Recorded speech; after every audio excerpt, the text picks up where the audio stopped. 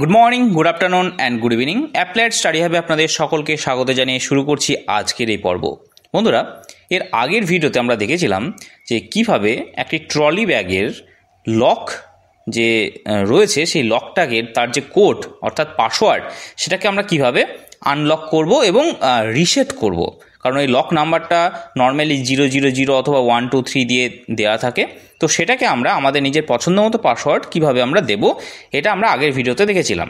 তো বন্ধুরা, এই যে লক, আজকে যে লকটা আমরা দেখতে পাচ্ছি এই লকটা একটু আলাদা, ঠিক আছে। এই লকটা এখানে কিন্তু কোনো রিসেট যে কি রয়েছিল আগের ভিডিওতে আমরা দেখেছিলাম, এই লকে কিন্তু সেরকম কোনো রিসেট কি নেই। অর্থাৎ আমি এর আগের ভিডিওতে বলেও ছিলাম যে দুই রকম ধরনের এরকম লক আমরা নর্মালি আমাদের বাজার চলতি যে ট্রলি ব্যাগগুলো আমরা কিনে থাকি সেইগুলোতে আমরা দেখতে পাই। তো বন্ধুরা দেখুন, এই যে লকটি এটি একটু অন্যরকম টাইপের লক, এখানে কোনো রিসেট কি নেই, ঠিক আছে। তো আমরা নর্মালি যখন দোকান থেকে কিনে নিয়ে আসি এরকম কোনো ট্রলি, তখন এই 000তে কিন্তু আনলক হয়ে থাকে। তো এটা বাই ডিফল্ট হয়ে থাকে, অথবা 111 অথবা 123 এরকম কিন্তু থাকে, ঠিক আছে। কিন্তু এটা আমরা নিজেদের পছন্দ মতো যদি দিতে চাই তো তার প্রসেস কি, এটা হচ্ছে আজকের এই ভিডিওর আলোচ্য বিষয়। এবং এই যে লক, এই লকের যে সিস্টেম, এখানে কিন্তু কোনো আলাদা রিসেট কি নেই। আমি এর আগের দিন দেখিয়েছিলাম যে পুশ সুইচটিকে প্রেস করে ধরে আমাদের পছন্দ মতো পাসওয়ার্ড দেওয়ার কথা বলেছিলাম।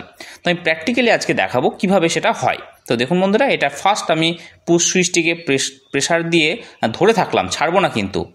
যদি ছেড়ে দিই তাহলে কিন্তু যে কোডটা এখানে ডিসপ্লে হয়ে থাকবে সেটাই কিন্তু রিসেট কোড হিসাবে গণ্য করা হবে, অর্থাৎ সেটাই কিন্তু আমার পাসওয়ার্ড হয়ে যাবে। তো বন্ধুরা দেখুন, ফার্স্টে আমি এই পুশ সুইচটিকে প্রেসার দিলাম, এরপর আমি এইভাবে চাকাটিকে ঘুরিয়ে ঘুরিয়ে আমি আমাদের পছন্দ মতো পাসওয়ার্ড কিন্তু এখানে আমরা দেব। বন্ধুরা, আমরা 666 এই পাসওয়ার্ডটা দিয়ে আমরা পুশ সুইচটিকে এবার কি করব, ছেড়ে দেব। যেই মুহূর্তে ছেড়ে দেব এটাই হয়ে যাবে আমার এই এখনকার এই লকের পাসওয়ার্ড। দেখুন, পুশ সুইচটি কিন্তু প্রেসার দিলে নেমে যাচ্ছে, অর্থাৎ এটাই কিন্তু আমার এখন পাসওয়ার্ড হয়ে গেল 666। এবার আমরা এটাকে লক করে আমরা চাকাটিকে ঘুরিয়ে দেবো, পাসওয়ার্ডটি চেঞ্জ করে দেবো, ঠিক আছে। তাহলে কী হবে, আর এই লকটি খুলবে না, এটা আমরা সকলে জানি। তো বন্ধুরা, এই ধরনের যে লকগুলো রয়েছে, এই ধরনের যে ট্রলি ব্যাগগুলো রয়েছে, আমেরিকান টুরিস্টারের ক্ষেত্রে কিন্তু এরকম ধরনের কিছু লক থাকে, আমরা দেখতে পাই। তো সেইগুলোতে কিন্তু এইরকমভাবেই কিন্তু আমরা এই যে লক রয়েছে সেই লকের পাসওয়ার্ডটিকে রিসেট করব। তো বন্ধুরা, ভালো করে দেখে নিন কীভাবে সেটা করব। দেখুন, 554-এ আমরা কিন্তু এবার পুশ সুইচটিকে ছেড়ে দেবো, ব্যাস এই 554ই হয়ে যাবে কিন্তু এখন এই লকের পাসওয়ার্ড। আগের দিন একটি পদ্ধতি প্র্যাকটিক্যাল দেখেছিলাম, যদি সেই ভিডিওটি আপনারা না দেখে থাকেন স্কাই ব্যাগস বা আদার্স কিছু ব্যাগের ক্ষেত্রে, তো আপনারা অবশ্যই ভিডিওটি একবার দেখে নেবেন।